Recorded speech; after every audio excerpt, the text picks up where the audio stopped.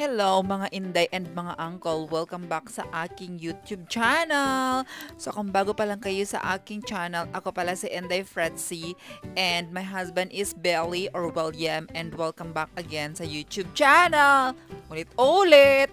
So, as you can see mga inday, hinatid tayo ni Uncle ninyo papunta ng ating trabaho. Ayan. So kung bago pa lang kayo sa aking channel, ulit-ulit.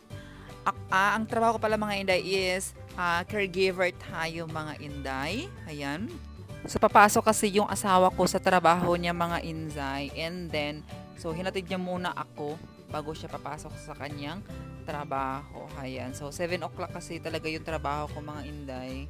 And si Uncle ninyo, ang trabaho niya mga 8, ganyan. Pero medyo malay-lay yung pupuntahan niya. Kaya maagan niya tayong hinatid. So mga alas 6 pa dito mga inday. Like 6:30 pa dito. A few moments later. I'm gonna. Oh, good morning, Indies. Dropping Fritzy off again. Another day at work. And to let everybody know,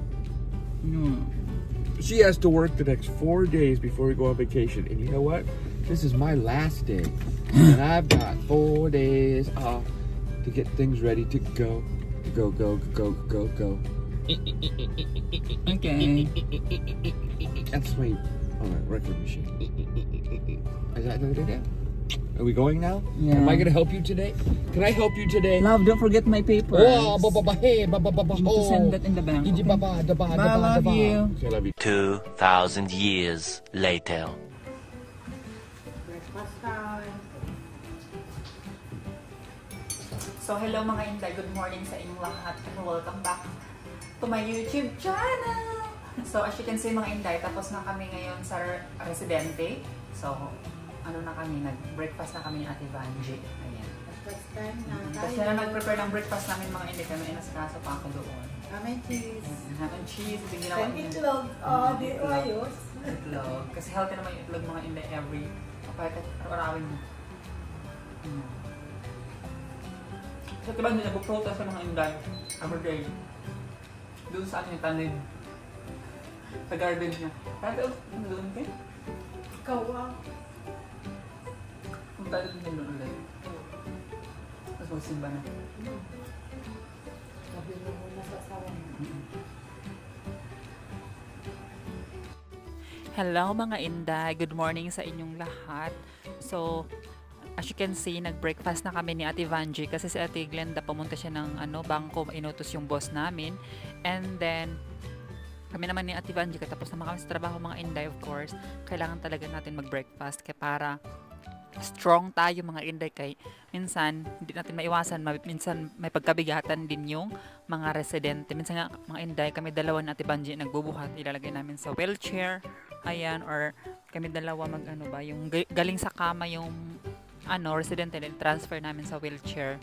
So medyo may pagkabigatan din mga inday, and hindi lang isa ang pwedeng magbubuhat mga inday. So kailangan talaga natin mga inday maraming kainin, and then para ma-strong tayo or malusog tayo mga inday. So anyway, ma-share ko lang, starting nung trabaho ako mga inday, ang daming pagbabago ba. So yung tulog natin naging normal na, ganun, sa tamang oras na tayo natutulog, and then kumakain na din ako ng breakfast mga inday. Diba before, sabi ko sa inyo sa mga past vlog ko na hindi ako kumakain ng breakfast kasi nga wala akong gana, and even lunch mga inday hindi ako kumakain, yung parang nagbo-boost lang ako, at saka yung mga utap-utap, yung mga biscuit-biscuit lang. Pero ngayon mga inday, kumakain ako ng breakfast and lunch. Ayan, ang dami kong kinakain. Pero ngayon mga inday, hindi na ako kumakain ng dinner sa bahay kasi nga lunch pa lang, ang dami ko nang kinakain kasi nga 'di ba, nakakagana kasi kumain pag may mga kasama ka sa hapag-kainan. Ayan, ako mga inday kasi sa bahay minsan ako lang kumakain, and then minsan sa Uncle ninyo hindi siya kumakain ng mga pagkain nating Filipino. May may sarili din siyang food. So parang hindi kagaganahan ng mga inday yung pag wala kang kasabay na kumain talaga. So katulad ng ganyan ba, may kwentuhan ka, ayan, tapos mga Filipino food pa yung kinakain mo. So magana talaga mga inday. Kaya nga minsan nagluto ako ng 3 takal dito sa facility. Halos ako lang kumakain mga inday. Kaya si Ate Vanji at si Ate Glenda, konti lang kasi kumakain niya ng rice. So ayun lang mga inday, ma-share ko lang, and thank you so much.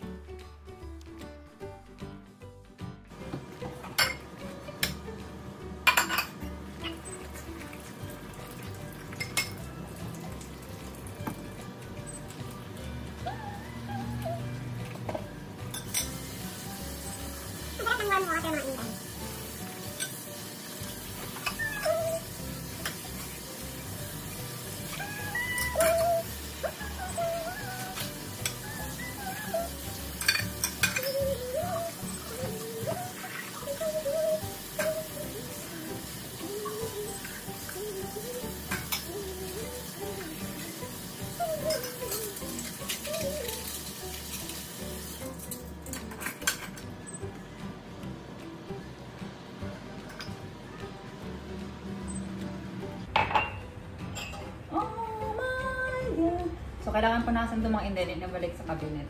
Para walang kalat-kalat dito para neat tingnan and clean.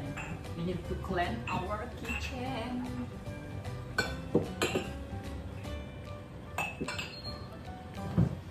We need to keep clean our kitchen. It's because there's a lot we have, or they have, always visitors here, like nurses, doctors, and of course the family of the residents. That is why we need to keep clean here and neat, so they not say anything. That is why if you are wash your dish, then you can make it dry it and put in the cabinet, so it's like clean. So that's it mga inday. Ganyan oh, yan, ganyan. Nag-miss siya talaga sa akin. Ang sarap ng ulam niyo.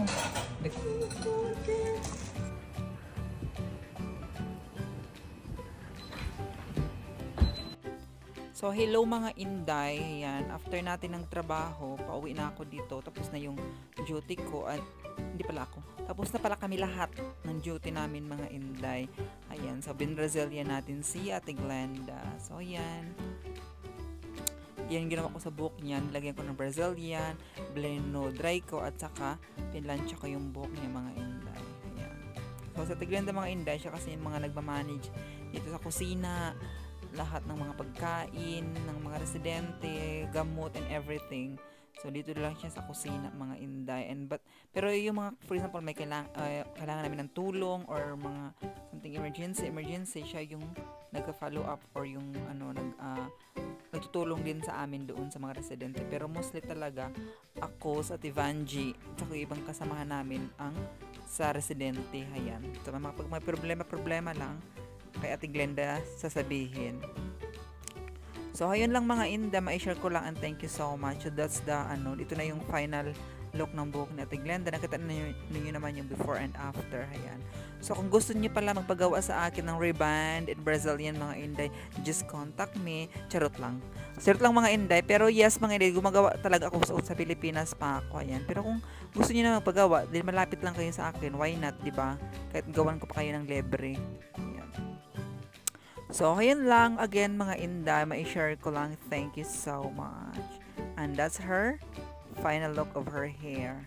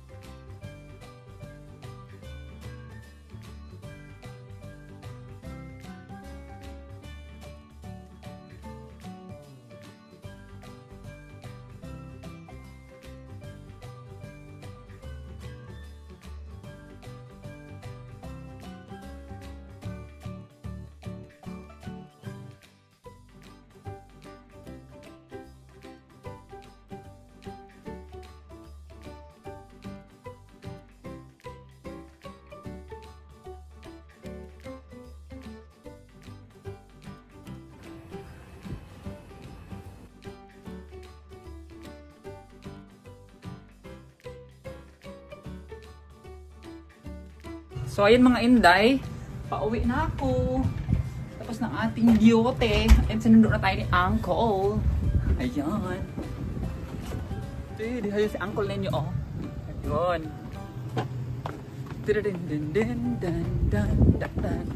Fantastic baby, oo. Fantastic baby, oh. Okay mga inday. Hi! Who are you? Who are you? I'm okay. Look at your face. Why? I want my face on there. Always, It's always. an old face always. Always, always. That's a bot. Old face. Old man. Old man, old man. No old man like to have their pictures taken. Stay up. It's a baba. It's a baba. Ay mga ina, dito na tayo. Pauwi na ako sa bahay. What are you doing? It's a bot. Doing. I'm doing great, love. All happy today. Yeah, why? What happened today?